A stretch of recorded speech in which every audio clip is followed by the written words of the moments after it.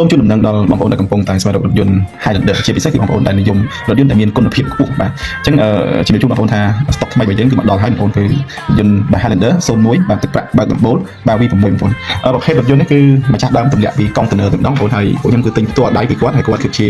វិជ្ជាបណ្ឌិតបាទគាត់ប្រើប្រាស់ថ្នមមែនទែនរថយន្តនេះហើយចម្ងាយជិះបាទពីផ្ទះគាត់បាទទៅដល់កន្លែងធ្វើការគាត់ប្រហែលជាខ្ទង់1គីឡូខ្លះ2គីឡូទេអញ្ចឹងរថយន្តនេះគឺប្រើដៃថ្នមមែនទែនហើយ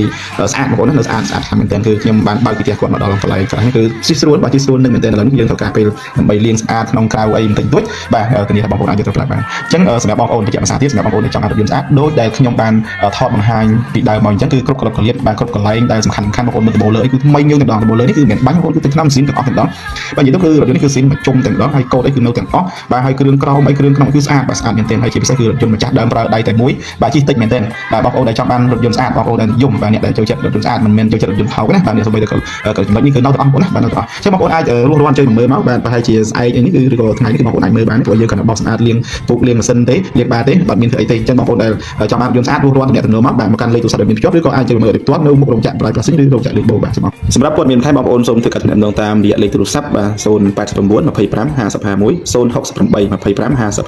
5051ឬក៏អញ្ជើញមកមើលដោយផ្ទាល់ដល់ទីតាំងគឺតាមបណ្ដោយផ្លូវជាតិលេខ22ទល់មុខរោងចក្រ Bright Plastic ខាងលិចក្រុងដូនកែវចម្ងាយជាង3គីឡូម៉ែត្រ